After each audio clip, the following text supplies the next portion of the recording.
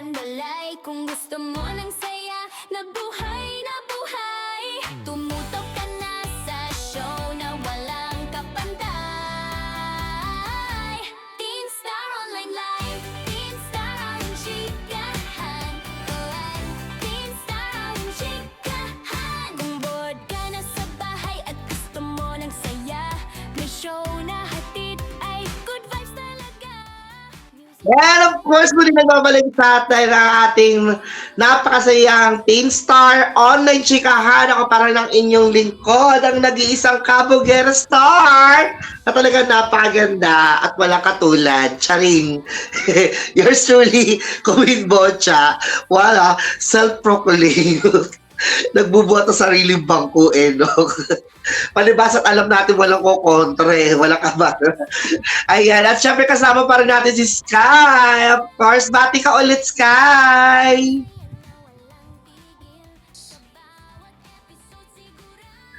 Ayan. So, kanina nalaman na natin ang mga other side of himself, varsity model. So, this time naman is pag-uusapan naman natin na base sa aking scores, siya daw ay napakagaling na actor. Wow! Napakahusay. Grabe. Alam mo, natutuwa ako ha, kasi aside from being a student, a varsity player, a model, a singerist, an actor, grabe yung 5 factor na katangian mo, tas gwapo ka pa, grabe, napaka pinagpala kung tawagin, no? And I think your mom and dad and other family members was so very, very proud of you. Proud parang F ha, parang proud. Very, very proud sa'yo. No, tama, Sky? Yes po. Ayan. So this time, pag-usapan naman natin ang pagiging actor mo. Paano ka naman nag-start bilang actor? So, Yung pagiging actor mo ba is yung yung pagiging model mo ba at endorser mo is yung ba yung naging parang stepping stone mo for being actor? Ayan. Kwento ka naman. Go. yes po, tama ka po.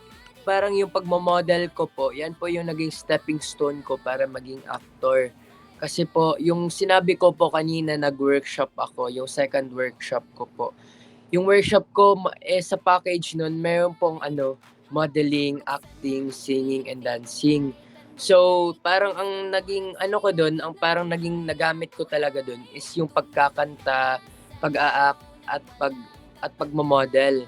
So, tama po kayo, naging stepping stone ko po yung pagmamodel ko po sa pagiging actor kasi naging una po yung model tapos naging actor. So, nagsimula po ako noon bilang actor, then bata ako, 9 years old.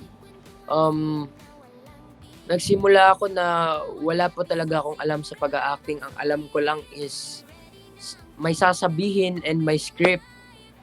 Then tamad ako, hindi po ako nagbabasa ng script dati, 9 years old ako. And then after nun, yung nag-pandemic, nag-stop. Then pagbalik, kasi may kinausap po, may kumausap po sa mom ko, nag-invite na sumali sa acting workshop na naman. Acting lang po sa Solid Salida. Yun po. Then mga mentors ko po doon kasi si Ma'am Liza Dino, then Sir Epi Quizon, and then si Sir Baron Geisler. Yun po sila yung tatlong naging coach ko. Si Sir Epi Quizon, kadalawa ko po siya naging coach. Ilang beses ko po siya naging coach, and doon nag-improve po talaga ako sa acting skills ko doon. Doon po nalabas yung lahat ng skills ko, and syempre comfort. Medyo naging comfortable ako sa kanila, sa mga kasama ko. And then after nun last week, parang feel ko talaga, gusto ko talaga ipursige yung pag-a-acting ko. Gusto ko talaga maging artista. And ito talaga, ngayon po, ito po yung fino-focus ko. Gusto ko po talaga mag-improve sa pag-a-acting, sa pag-aarte. Dahil then last week nag-workshop po ako kasama yung handler ko po. Nag-workshop kaming dalawa kay Mama Odge, kay Mama Oji Diaz. Yan po. Na acting workshop sa QC. Opo, nag-acting po ako basic. Then yun, nagka-award po ako. Most promising actor po ni Mama Odge sa batch 169. Yun po. And then maybe and yun. Then nakalimutan ko po pala, may short film din ako sa Tagum City. May short film po ako. Superhero 365. Yun po yung film namin, short film. Yun po. Which is saan ito mapapanood, Sky? For Mindanao Film Festival po yata. Pero sa social media platform like YouTube, i-release naman ito para at least mapanood din natin yung barkadas natin. Opo, pero hindi pa po nalalagay. Okay. So, to be posted, ayan. So, kailangan naka-update kayo sa mga social media rin ni Sky para at least kung i-release man yung mga short film niya or mga kung ano pang mga achievements niya is makita ng ating mga katinbarkada. So, this time, sabi mo is nag-workshop ka, nag-audition ka, dumaka sa mga ganyan-ganyan. Ikaw ba is hindi ka naman ba naka-experience ng mga discriminations or meron ka bang mga nakasalamuhan, nakasabayan na parang in-underestimate ka. Tapos, syempre, sabi mo, nabigyan ka ng award. So, napanganga mo silang lahat, di ba? Oo. Hindi, kumaga parang, hindi mo ba na-experience yung mga, kumaga yung sinasabi nila sa ilalim ba? Oo. Kasi syempre, hindi naman nakikita ng ibang tao yung ginagawa ng iba, di ba? Yun po, naka-experience naman po ako, pero hindi ko po parang hindi po ako nakikinig sa kanila. Parang ginagawa ko pong motivation yung sinasabi nila, paninira ko, naninira po ganyan. Ginagawa ko pong motivation po 'yan, and syempre nasasaktan po ako kasi lahat naman po siguro nasasaktan, pero sabi na nga ng parents ko, ng mama ko, na gawin ko lang motivation yun and wag kong papansinin sila. And then, nakatry rin po akong hindi makuha sa mga auditions. 2 beses po ako di nakuha, pero ginagawa ko rin silang motivation para sa susunod, mas gagalingan ko pa at naniniwala po ako na lahat po tayo ay may time. Lahat po tayo may time na nasisikat or may project. Yun po. Noong time na nag-audition ka, ano yung tumatak sa'yo na sinabi sa'yo nung time na pinag-auditionan mo?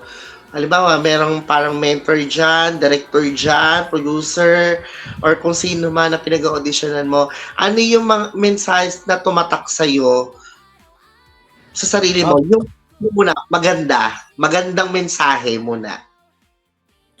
Yung magandang mensahe naman po is, okay po yung mukha ko, gusto po nila akong kunin, and yung ugali ko okay naman po, maayos. Kaso yung bad side po kasi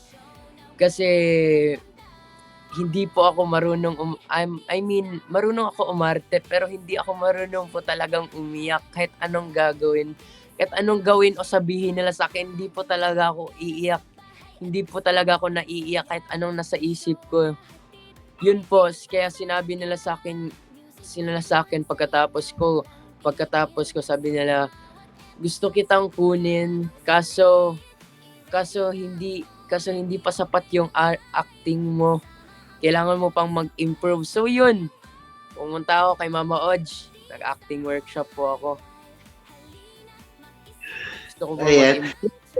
Is mapag-aaralan, di ba? Opo. So, sinabi mo, pumunta ka kay Mama OG Diaz. Ayan. Ayan ang aming mga kapatid sa industriya. Ayan. So from Davao City, talagang pinaglaanan mo ang pagpunta kay Mama OG. Tama? From Davao? Yes po, yes po. Ah, Oo. Talagang very support sa yung family mo regarding for financial.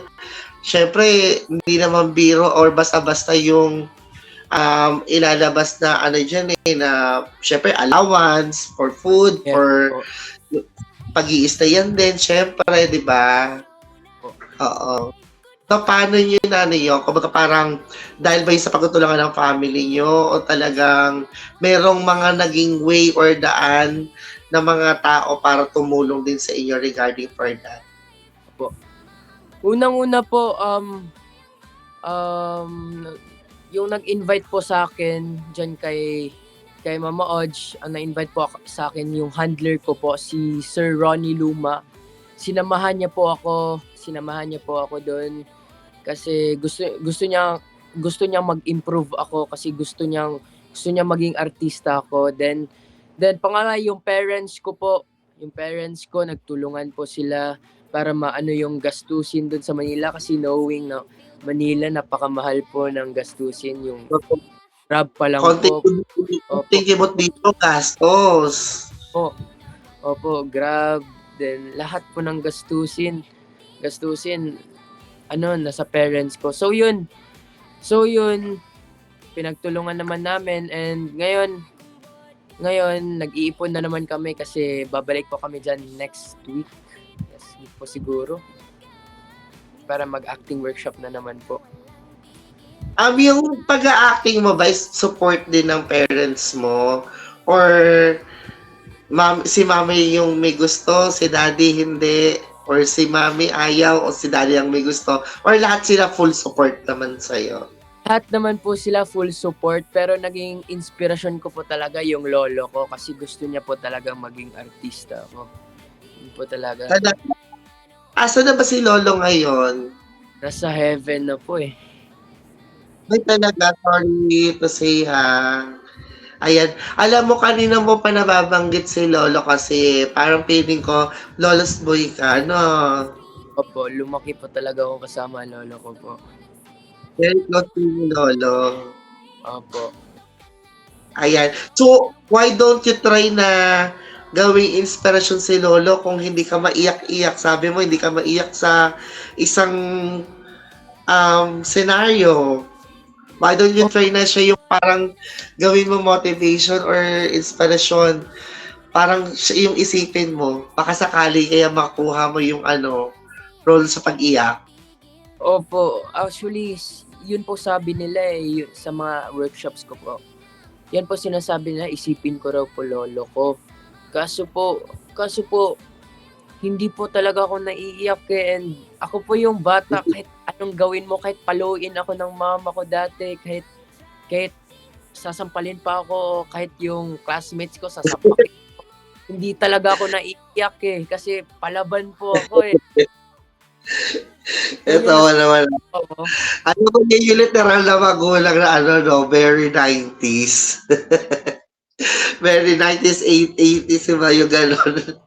Yung papaluin. Diyos ko, ako rin nakaramdam na, dahil ko rin nakaramdam na palo sa sarili. Natawa naman ako dyan. At saka part na magdidipin na pagulang yun. Hindi katulad kasi ng mga mami yung parang very luwag na eh. Ayan. Anyway, mamaya subukan naman natin ang acting skills mo ha. Excited naman ako makita ko matunghayan kung paano umacting ang isang Sky. At syempre, handugan mo rin kami ng isang awitin ha later. Para no feeling ko, hinaharana mo ako dito. Charing.